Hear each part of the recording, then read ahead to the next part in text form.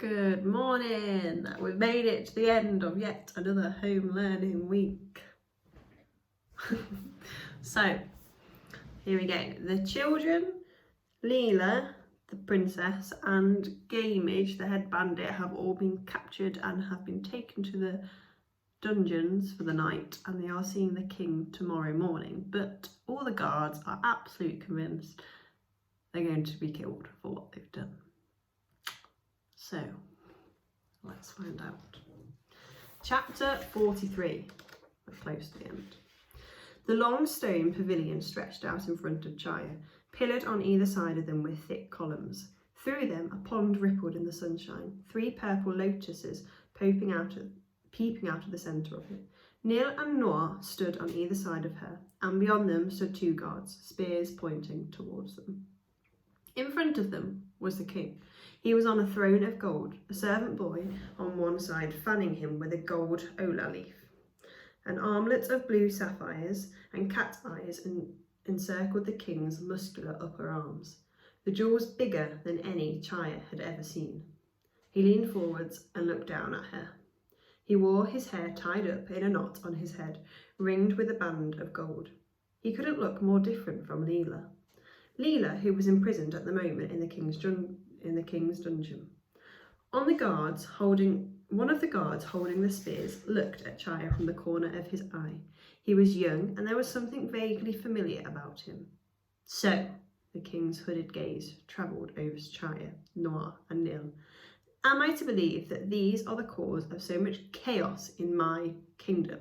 He leaned back on his throne. 3 children. That's right, Your Majesty, said General Sari from where he was standing on the left of his throne.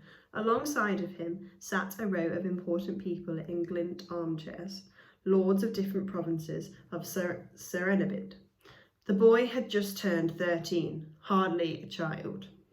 Chaya glared at the general, as if that made any difference. The girl outwitted a whole battalion of guards to release him from prison. Chaya General Sari went red.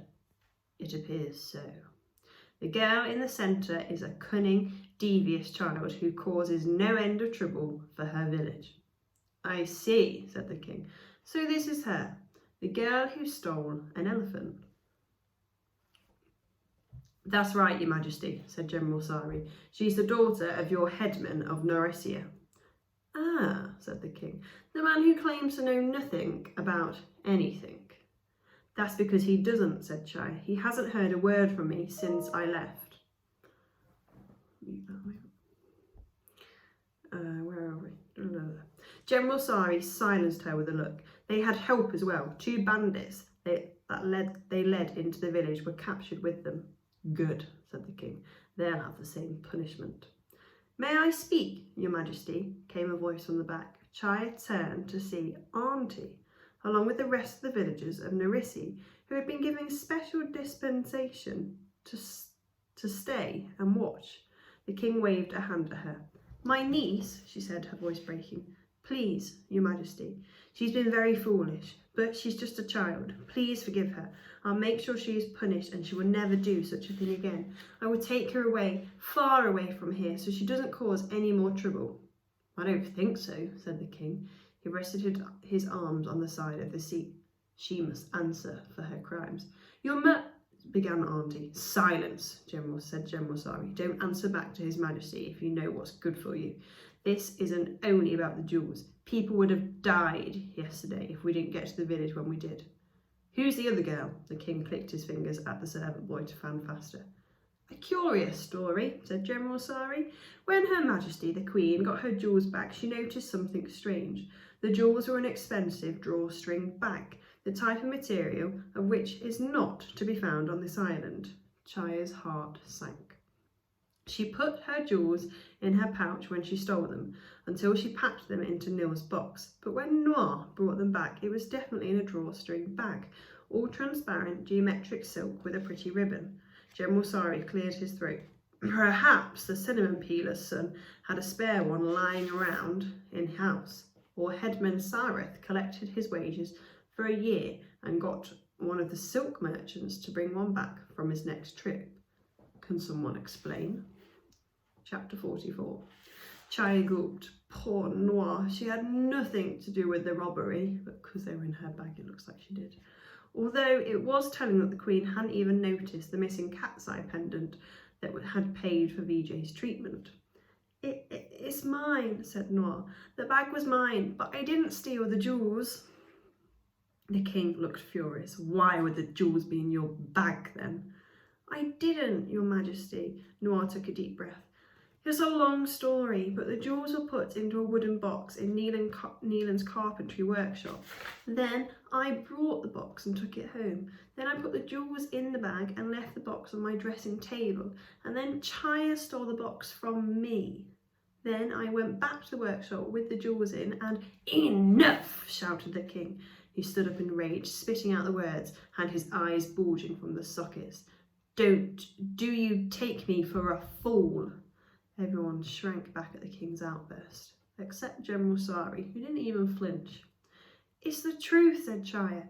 Ask her father, or the carpenter, Kumar. They were both there when Noir brought the box. The merchant Cassium is out of town, said General Sari, looking for his daughter, as he has been since she went missing. In any case, I recall seeing both girls at the carpenter's workshop when the boys were arrested, he turned to the king. The girl denies the charge, even though the evidence is clear that she's involved. I sentence her to death. You can't, said the king. You can't do this, said Chaya. Noir is innocent. Please, your majesty, started Neil. Keep quiet, both of you, snapped General Sari. Don't speak out, and turned to the king. But she's innocent. She did nothing. I told you to shut up. General Sari unrolled a document and read from it. You, Neelan, son of Ram, the cinnamon peeler, do you admit to breaking into the palace and stealing the queen's jewels? Yes, sir, all on my own. Do you admit to leading 2 criminals into Narissi village with the intent of damage and loot? Yes, sir. General Sari folded up the document. I sentence the boy to death, said the king. A fire danced deep in Chaya's chest. The king had made his decision so quickly, without an ounce of feeling. A cry came from somewhere. Neil's mother was sobbing from the back of the crowd of the villagers, along with Auntie. You, Chaya, daughter of Headman Sarith, said General Sari, reading from a different document, do you admit to helping Neelan, son of Ram, escape prison? Yes, but only because he shouldn't have been. I told you, shut up. Just answer the question. Do you admit to leading 2 criminals into Narissi village with the intent to rob and destroy? Chaya gulped. The fire was an accident. Do you admit to stealing the king's elephant? That, yeah, totally. General Sari looked at the king. The girl has admitted to all charges against her too. The king's voice rasped out his verdict. The girl dies too. On Chaya's left, the guard with the spear sighed and closed his eyes. The king flickered his hand. Get them out of my sight and do it now. Oh dear. Chapter 45. No, yelled Chaya. Hands grabbed at the children as the guard tried to bundle them away out of the pavilion. Wait! Chaya struggled against them. We want to see the bandits' trial too. Let them stay, said General Sari. Though I'm warning you, he addressed his Chaya, nothing is going to change for you. The crowd behind them whispered among themselves as 2 ragged people were brought into the pavilion by a cluster of guards. They weren't putting up a struggle, but walked freely towards the king. It was Gamage and Leela. Her head was held high, as always, and her eyes were fixed on the king as she came up the wide stone steps. In spite of her raggedness, there was something majestic about her small figure, making its way surely towards the front of the pavilion and the king. The king hardly looked at them. Get this over with, quickly, he said to General Sari.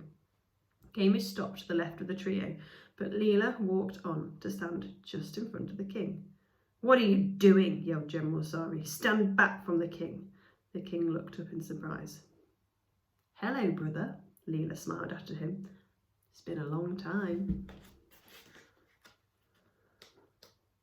I think we're going to leave it there because we've got about 3 more chapters left, so that will do nicely for another one. So, what's going to happen? The king has got his sister kind of on trial, but didn't even realise it was his sister. So what's going to happen? Because currently all the 3 children are going to die, but could Leela manage to save the day? Because remember, the group of villagers are behind them, so she could get them on her side at some point soon. But we'll have to wait.